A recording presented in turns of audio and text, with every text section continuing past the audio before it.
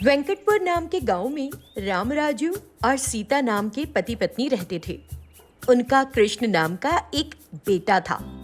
इकलौता बेटा होने की वजह से वो दोनों उसका बड़ा दुलार करते और उसे कोई काम नहीं करने देते। इसलिए धीरे धीरे वो बहुत आलसी हो गया। अब उसका किसी काम में मन नहीं लगता था और ना ही वो पढ़ाई में अच्छा था। ऐसे ही एक दिन की बात है। अरे कृष्णा, आज मेरी तबीयत ठीक नहीं है, तो तुम चले जाओ खेत और काम करके आ जाना। ऐसे भी उठकर कुछ काम किया करो, हमेशा आलसियों की तरह पड़े रहते हो। सोमराजू ने उसे ताना मारा। कृष्णा अपनी नींद से उठ गया और बोला, पापा मैं क्यों जाऊं आपका काम करने, अभी तो सो के उठा हूँ, थोड़ा आराम करने दो ना प्लीज। जब कृष्ण ने बहाना बनाया तो सीता, क्यों रे, तूने आज क्या काम किया है? चल उठ, आज सोना छोड़कर खेत में जाकर खेत का कुछ काम करके आ। तेरे पापा की तबीयत ठीक नहीं है ना? लेकिन कृष्ण ने अपनी माँ की बातों को अनसुना कर दिया और फिर सो गया। इस तरह आलस में वो अपना समय बर्बाद करता रहता था और एक भी काम में उसका मन नहीं लगता था। एक दिन एक दूर के रिश्तेदार उनके घर आए। उसने कृष्णा के तरीके देखे तो सीता से यूं कहने लगी, अरे सीता, ये अभी भी नहीं बदला? हाँ। उसके ऐसे कहने पर सीता को बहुत बुरा लगा। अब मैं तुझसे क्या कहूँ बहन, हमने सोचा था कि हमारा इकलौता बेटा है तो खूब लाड़ प्यार से रखा, पर अब तो ये हमारे सिर पर बैठ गया है और आलसी होता जा रहा है। इस तरह बहुत दुखी होने लगी। तभी उसके रिश्तेदार को एक तरकीब सूझी। चिंता मत करो, उसका आलस दूर करने का एक उपाय है मेरे पास। क्या उपाय है? बड़ी मेहरबानी होगी अगर तू मदद करे। हमारे गांव में एक बड़ी सुशील लड़की है, कृष्णा से उसका रिश्ता करा दे। फिर देख, वो जरूर बाहर जाकर काम करने लगेगा, जिम्मेदार हो जाएगा ना। इसीलिए जब रिश्तेदार ने ऐसे कहा तो सीता को ये रास्ता पसंद आया और उसने उस लड़की के रिश्ते के बारे में शाम में अपने पति को बताया। सोमराजू भी इस बात के लिए तैयार हो गया और उन दोनों ने निर्णय लेकर लड़की के परिवार के घर जाने की सोची। कृष्णा ने ये देखा तो घबरा गया। माँ, ये क्या है माँ, मुझे शादी वादी नहीं करनी, तुम मेरी शादी इतनी जल्दी क्यों करवा रही हो यार। जब कृष्णा अपनी माँ से ये बात कह रहा था तो अचानक सोमराजू वहां आ गया और उसकी बात सुनकर, कृष्णा, हम तुमसे बड़े हैं, क्या करना है और कब करना है हमें पता है। चुपचाप तैयार हो जाओ और लड़की के यहाँ चलो, उठो। उसने बड़ी गंभीरता से कहा और चला गया। कृष्ण अपने पापा की नाराजगी देखकर उनकी बात को अनसुना नहीं कर सका और तैयार होकर लड़की वालों के घर गया। पहली ही नजर में लड़की को कृष्णा बहुत पसंद आया। जबकि वो उसके आलसी होने के बारे में जानती थी, फिर भी वो शादी करने के लिए तैयार हो गई। सब बड़ों ने बैठकर तारीख भी तय कर ली, लेकिन कृष्णा को शादी करना रास नहीं आ रहा था। आज शादी थी।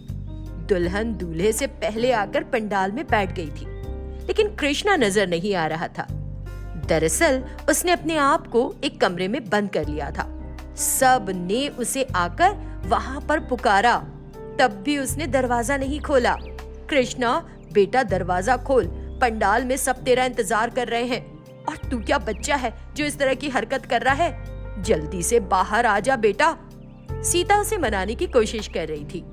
तुम लोग मेरी शादी जबरदस्ती कर रहे हो, मैं ये शादी बिल्कुल नहीं करना चाहता हूँ। हाँ माँ।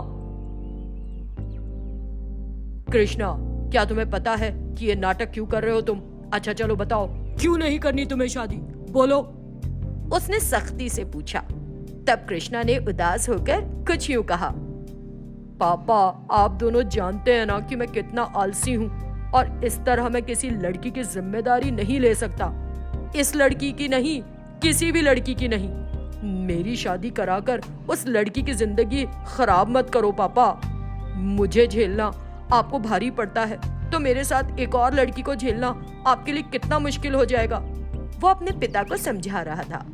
उसकी बातें सुनकर माता पिता दोनों परेशान हो गए। तभी दुल्हन दरवाजे के पीछे से, मेरी बात सुनो, मुझे पता है कि तुम आलसी हो, फिर भी मैं तुमसे शादी करने के लिए राजी हो गई। क्योंकि तुम्हारे आलसी होने के तो बहुत सारे फायदे हैं जो तुम्हें नहीं पता। दूसरे आदमियों की तरह तुम घर पर पत्नी को छोड़कर बाहर नहीं जाओगे, हमेशा घर पर ही रहोगे। जब बाहर निकलोगे नहीं तो गलत संगत में पड़ोगे नहीं और तुम्हें बुरी आदतें भी नहीं लगेंगी। इतनी सारी अच्छी बातें होने की वजह से मैं तुमसे शादी किए बगैर नहीं रह सकती, इसलिए जल्दी से बाहर आ जाओ। दुल्हन की बात सुनकर कृष्णा कमरे से बाहर निकल आया। क्या तुम सच में मुझसे शादी करना चाहती हो? उसने उससे पूछा। उसने सिर हिलाकर हामी भरी। तब कृष्णा ने खुशी खुशी जाकर विवाह कर लिया। दुल्हन की इस समझदारी पर सभी बड़े खुश हुए। शादी संपन्न हुई। मनावर नाम के गांव में कृष्णा नाम का एक आरएमपी डॉक्टर रहता था। हालांकि कृष्णा पढ़ा लिखा नहीं था, लेकिन उसे दवाओं की अच्छी समझ थी। उसकी दवा से गांव के सभी लोग ठीक हो जाते थे। एक दिन राजू नाम का एक आदमी उसके पास आया और शिकायत करने लगा। डॉक्टर साहब, एक हफ्ते से मेरे पेट में बड़ी मरोड़ उठ रही है। मैंने बहुत से डॉक्टर को दिखाया, लेकिन दर्द नहीं जा रहा है मेरा। उसने सब कुछ बताया। राजू ने जो कहा उसे सुनकर कृष्णा बोला, चिंता की कोई बात नहीं, ये गोली ले लो, कुछ देर यहीं बैठ जाओ राजू, अभी ठीक हो जाएगा। अच्छा डॉक्टर। राजू ने डॉक्टर की बताई गोली खा ली और कुछ देर वहीं बैठा रहा। अचानक उसे टॉयलेट जाना पड़ा और जब वो वापस आया तो उसके पेट का दर्द गायब हो चुका था। वो बोला, डॉक्टर, दर्द तो जैसे उड़नछू हो गया। आपका बहुत बहुत धन्यवाद। तुम्हारे पेट में गैस हो गई थी, अब चिंता की कोई बात नहीं। उसने बताया और राजू को विदा कर दिया। इस तरह किसी की कितनी भी हालत खराब हो, कृष्णा रोगी को छूता था तो ठीक हो जाता था। उसकी 2 बेटियां थी, बड़ी बेटी उषा और छोटी बेटी मीना। इन दोनों लड़कियों ने बचपन से ही देखा था कि कैसे उनके पिता की और उनके दिए इलाज की हर ओर तारीफ होती है, और इसीलिए ये दोनों भी डॉक्टर बनना चाहती थी। लेकिन दोनों बड़ी शरारती थीं। उनके पिता का लिहाज करके लोग इन दोनों की शरारतों को बर्दाश्त करते थे। एक दिन कृष्णा ने इन दोनों लड़कियों को अपने पास बुलाया और पूछा, उषा, मीना, बड़े होकर तुम दोनों क्या बनना चाहती हो? हाँ? कृष्णा के पूछने पर दोनों एक बार में बोल पड़ी, हम आपकी तरह डॉक्टर बनना चाहते हैं पापा। दोनों ने एक स्वर में कहा। ये सुनकर वो बोला, तुम डॉक्टर क्यों बनना चाहती हो? जब उसने ऐसे पूछा तो कुछ देर के लिए दोनों सोच में पड़ गईं। अगर हम आपकी तरह डॉक्टर बनेंगे तो सब हमें सलाम करेंगे और कोई भी हमारी किसी भी बात पर हम पर चिल्लाएगा नहीं। इस तरह उषा ने अपने पापा से बहुत सारी बातें कही। ये सुनकर कृष्णा हंस दिया। फिर उसने अपनी दोनों बेटियों को इंजेक्शन देना और फर्स्ट एड करना सिखाया। कुछ साल बीत गए। अब कृष्णा बूढ़ा हो चला था। बेटी उषा और मीना, अब मैं बूढ़ा हो गया हूँ, अब तुम दोनों को अस्पताल की देखभाल करनी है। इस तरह उसने दोनों बेटियों को अस्पताल की जिम्मेदारी देना चाही। पिता की ओर से आए खुद ही इस प्रस्ताव को सुनकर दोनों बड़ी खुश हुईं। अब आप चैन से रहो पापा, जो भी प्रॉब्लम होगी हम मरीजों को देखेंगे और दवा करके इलाज भी देंगे। दोनों ने कहा और चली गई। अगले दिन उषा और मीना अस्पताल में डॉक्टर बनकर बैठी थी। तभी वहां एक मरीज आया और कहने लगा, बेटा, आज तुम्हारे पापा नहीं आए। मरीज ने घबराते हुए पूछा, आज से आप मरीजों की देखभाल की जिम्मेदारी हमारी है।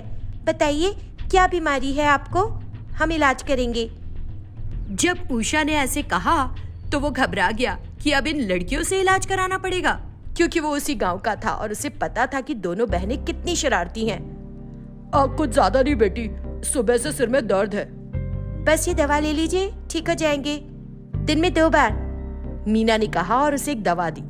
लेकिन वो दवा बदहजमी के लिए थी। मरीज ने दवा ले ली, उसे तुरंत पेट में कुलबुलाहट शुरू हो गई और भागकर टॉयलेट जाता रहा। पूरे दिन उसकी यही हालत बनी रही। अब और जाना मेरे लिए मुमकिन नहीं, लगता है आते बाहर आ जाएंगी। अरे लड़कियों, आज के बाद तुम्हारी तरफ फटकूंगा भी नहीं, अब की आया तो मार ही दोगी, उसने कहा। उसे फिर से टॉयलेट जाने की जरूरत पड़ गई। इस तरह कोई भी व्यक्ति सिर में दर्द की शिकायत करता तो वो उसे किसी दूसरी बीमारी की दवा दे देती। धीरे धीरे करके अस्पताल में मरीज आने बंद हो गए। क्या मीना, इतनी मेहनत करने के बाद भी हमारे पास मरीज ही नहीं आ रहे, ऐसा क्यों हो रहा है? हाँ दीदी, किसी जमाने में हमारा अस्पताल कितना फल फूल रहा था, बैठने तक की जगह नहीं होती थी मरीजों के लिए यहाँ। जब वो इस तरह की बात कर रही थी तो एक औरत उनके पास भागी भागी आई।